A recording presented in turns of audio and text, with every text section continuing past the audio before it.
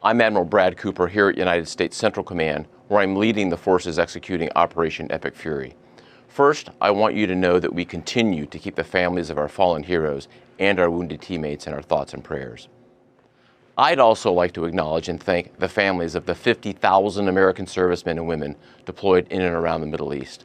I'm grateful for your selfless sacrifice, and I know that Americans across the country hold you in their hearts.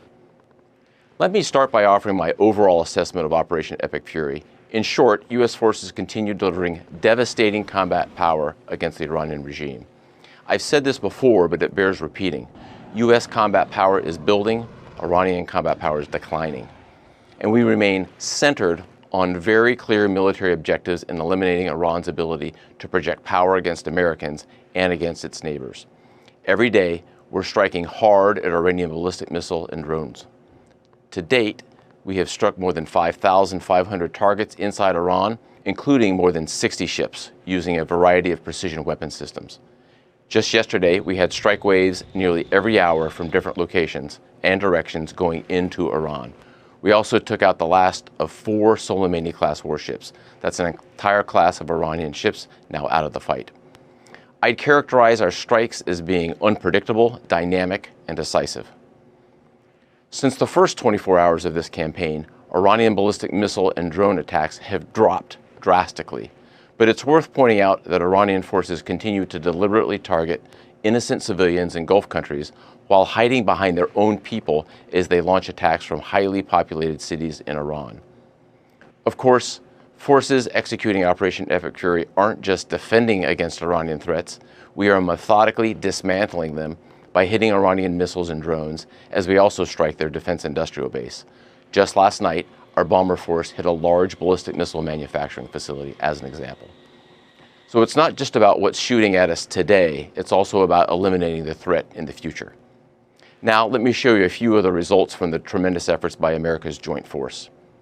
Here, you see an Iranian Jamaran-class warship, a large patrol ship, a drone smuggling vessel, and 4 other surface combatants docked at Chabahar port in the Gulf of Oman the day before we launched Operation Epic Fury. Here's the same pier 4 days later, all ships taken out of action. This Bayandar-class surface ship was hit and rolled on its side. Here's another example.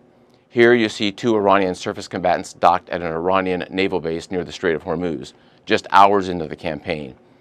And here's what they looked like 3 days later, engulfed in flames after we struck them with a precision weapon. For years, the Iranian regime has threatened commercial shipping and U.S. forces in international waters. Our mission is to end their ability to project power and harass shipping in the Strait of Hormuz. From the air, we've achieved a concentration of air power with back-to-back waves of advanced fighters creating constant pressure on the enemy every single day. Our dominance is not a solo effort, it's a testament to the strength of our ironclad alliances. We continue to coordinate closely and effectively with Israel in this very large operation, and we are also coordinating and serving side by side with all of our partners in the Middle East. We're on a path to eliminating Iran's ability to threaten Americans and our friends, and we are achieving this through a combination of lethality, precision, and rapid innovation. Let me highlight a few examples, at least the ones that aren't classified, of how we are achieving lethal effects in entirely new ways.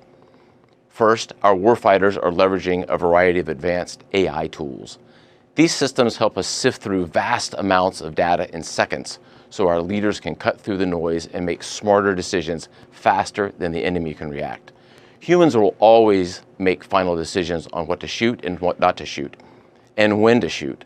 But advanced AI tools can turn processes that used to take hours and sometimes even days into seconds. I continue to be impressed with all the branches of the U.S. military. The entire team is performing superbly. Strike operations from our joint force continue, as I've said. I assess that we are clearly exercising air superiority over vast swaths of Iran.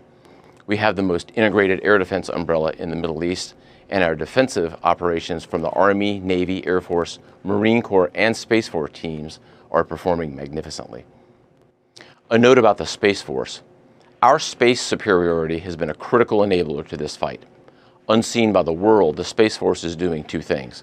First, they're degrading Iranian capability, and second, they're helping to protect American forces, and I'll have to leave it right there. All told, despite this incredible progress, make no mistake, we remain highly vigilant. And I just could not be prouder of our Operation Epic Fury team, and I know the American people share that same pride.